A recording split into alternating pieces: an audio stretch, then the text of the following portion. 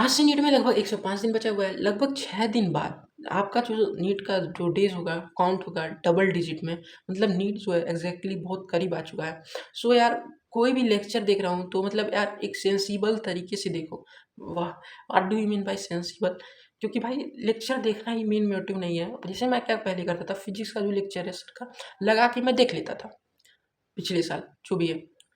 भाग मिट्टी डालो उसमें, मतलब लगा के देख लेता था बिना कुछ सोचे समझे। ये नहीं सोचता था कि मैं अपने खुद रिवाइज़ करूँगा तो ज़्यादा बेनिफिट करेगा रेदर देन कि भाई मैं लेक्चर लगा के देख रहा हूँ। लेकिन भाई इतना छोटा-छोटी बात जो होती है ना भाई, मिस कर देते हैं बच्चे यार। खुद मैं मिस किया हूँ। जैसे क्या होता है कि कोचिंग में टीचर जैसे होते हैं, फिज़िक्स के मेरे टीचर मिलते हैं, मैं उनसे नहीं समझ पा रहा था। रियली नहीं समझ पा रहा था। रियली मैं उनसे नहीं समझ पा रहा था, लेकिन भाई तो भी मैं उससे पढ़ा जा रहा था। क्यों? क्योंकि भाई पढ़ लेता हूँ, क्या ही दिक्कत है? लेकिन नहीं, दिक्कत है, ये तुम्हारा टाइम है, तुम खुद यूटिलाइज़ करोगे। तुम खुद को पता रहना चाहिए कि तुम कहाँ पे इसे इन्वेस्ट करने वाले हो, कहाँ पे इसे वेस्ट करने वाले हो। भाई अगर तुम्हारे पास 99 डेज़ बचे हुए हैं, सॉरी 105 105 डेज़ बचे हुए हैं, तो भाई यू हैव टू बी भाई केयरफुल भाई कि तुम कहाँ पे इन्वेस्ट कर रहे हो, कहाँ पे यूटिलाइज़ कर रहे हो। सो आई डिसाइडेड कि यार कि मैं 31 जनवरी तक मैं अपना कुछ सिलेबस हद तक कंप्लीट कर लूँ। यार मैं इस टाइम क्या यूज़ कर रहा हूँ, मैं हाई वेटेज टॉपिक यूँ चूज़ कर रहा हूँ कि उसको कंप्लीट कर लेते हैं अच्छे से। फिर भाई मैं उसको, और भाई हाई वेटेज के साथ-साथ ईज़ी यूज़ कर रहा हूँ, ईज़ी जो मुझे लगता है, और आपको भी कुछ टॉपिक ईज़ी लगता हो, उससे आप चूज़ करिए। क्योंकि भाई उसको कंप्लीट जल्दी-जल्दी कर लीजिए, फिर नेक्स्ट टाइम पे जो हार्ड वाला रहेगा, लास्ट में उसे हम लोग कर लेंगे।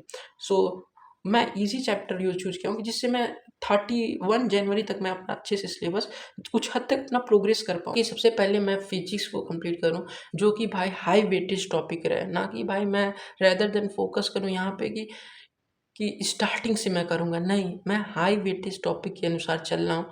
कहाँ पे वेटेज ज़्यादा आता है, मैं कहोगे कि भाई मैकेनिक्स भले ही ईज़ी हो ना यार, उसमें हाई वेटेज नहीं है। वो पार्ट जो है तुम ईज़ी ओनली फार्मूला पढ़ के चले जाओगे तो भी मतलब मुझे लगता है कि कर ले जाऊँगा मैं मैकेनिक्स।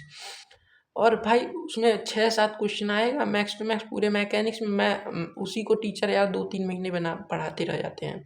इसलिए मैं मैकेनिक्स को ना चूज़ करके क्लास 12 की फिजिक्स को चूज़ किया हूँ। भाई एटलीस्ट मैं 2 चैप्टर करंट इलेक्ट्रिसिटी और मैग्नेटिक इफेक्ट कर लिया ना, पूरा मैकेनिक्स का वेटेज पूरा ले लेगा ये 2 चैप्टर, जस्ट 2 चैप्टर। इसलिए भाई मैं क्लास 12 की फिजिक्स को वेटेज दे रहा हूँ सबसे पहले, और ईएमआई कर लिया ना भाई साहब, थर्मोडायनेमिक्स का वेटेज ले लेगा। भाई इसलिए मैं क्लास 12 का फिजिक्स को मैं चूज़ किया, और 8 चैप्टर वो डन कर लूँगा। फिर ऑर्गेनिक में मेरा बैकलॉग है, मैं पंकज सर से देख रहा था, बता रहा था मैं आप लोग को। तो पंकज सर का जो भी बैकलॉग है उसको कंप्लीट करने की कोशिश करूँगा। अभी मैं हाइड्रोकार्बन का 4-5 लेक्चर और करना है, वो कंप्लीट करके मुझे एल्डिहाइड कीटोन तक लाना है, तो वो करना है।